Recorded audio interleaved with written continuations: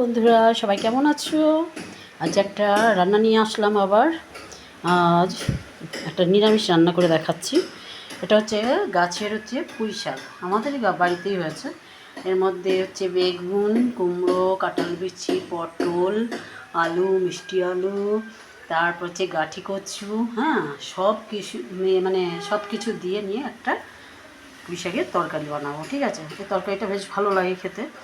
এবার হচ্ছে শুকনো লঙ্কা দিয়েছি, দেবো হচ্ছে 5 ফোড়ন, আর দেবো হচ্ছে তোমার শুকনো কাঁচা লঙ্কা, আর হচ্ছে আদা ফোড়নে। ঠিক আছে, কাঁচা লঙ্কা আর আদা ফোড়নে দেবে, দারুণ সুন্দর গন্ধ বেরোয় এটার। আর দেবে জিরের গুঁড়ো, একটু ধনের গুঁড়ো,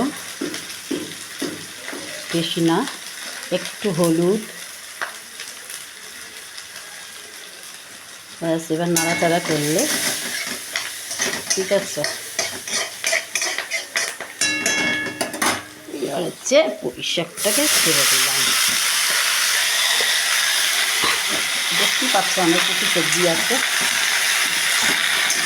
সব রকম সবজি দিয়ে পুঁই শাকটা রান্না করলে বেশ খেতে ভালো লাগে।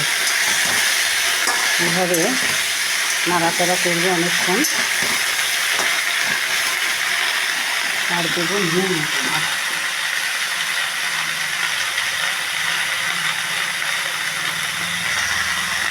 একটু নুন দেবো, অল্প দেবো, কারণ ধরো নুন কাটা হলে তো ভালো লাগবে না। আর একটু হলুদ দেবো, কালার না হলে ভালো লাগে না, তাই না? তাহলে আগে রকমদারি, তারপরে হচ্ছে টেস্ট, কথাই আছে।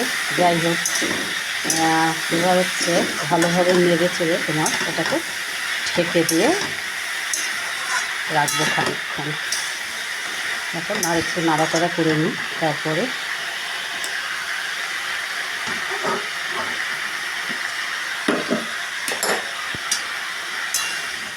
আর এদিকে তোমার একটা অন্যরকমও আজকে রান্না করব, সেটা পরে একদিন দেখাবো তোমাদের। বড় সময়ের অভাব সবার, এভাবে পুঁই শাকটা করে খেয়ে দেখো, দারুণ লাগে খেতে। কাঁঠাল বিচি দেবে, কারণ এই সময় সারা কাঁঠাল বিচিটা বেশ ভালোই পাওয়া যায়। বলতে কি, সবই আমার এই বাড়ির, কুমড়ো, পটল, আলু ওই সবটা বাড়ির না, ওটা হচ্ছে বাজারে। এমনি পুঁই শাকটাও আজ বাড়ির, আর হচ্ছে কাঁঠাল বিচিটাও বাড়ির। ঠিক আছে, আর আদার্স সব মানে সবজি, গাঁঠি বলো, বেগুন বলো, কুমড়ো বলো, পটল, ঝিঙে সব হচ্ছে বাজারের।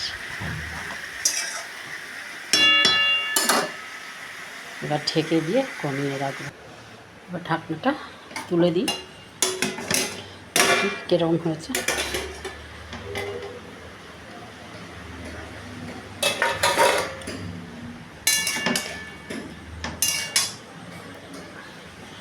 সেদ্ধ হয়ে গেছে। এবার এর মধ্যে একটু তোমার অ্যাড করব হচ্ছে মিষ্টি,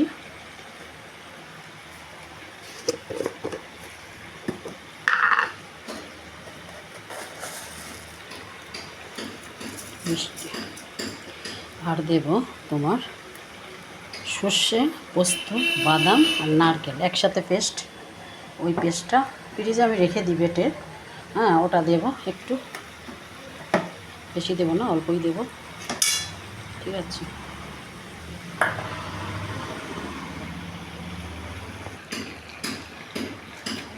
মিক্সড করবো মশলাটা।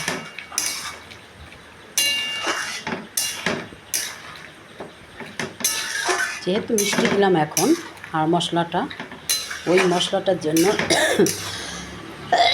তোমরা পুঁই শাক এইভাবে মশলা দিয়ে করো কিনা জানি না, কিন্তু এইভাবে করে দেখো, একটু মানে তোমরা একটু পুঁই শাকের একটু আলাদা রকম টেস্ট পাবে। এটা নিরামিষ টাইপের তো, মাছের মাথার ঠাত্তা দিয়ে করছি না, যার জন্য এইভাবে করে দেখো। এবার একটুখানি তোমার ঢেকে দেব, কারণ হচ্ছে ওই মশলাটা দিলাম আর মিষ্টিটা দিলাম, এই কারণে যাতে তোমার ডাটা ফাটার মধ্যে যায়, ঠিক আছে। কেমন লাগে অবশ্যই দেবো, একটু নুন চেক করবো।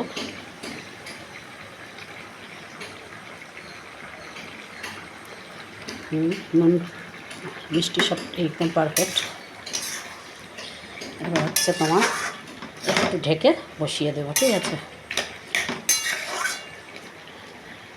মশলাটার জন্য।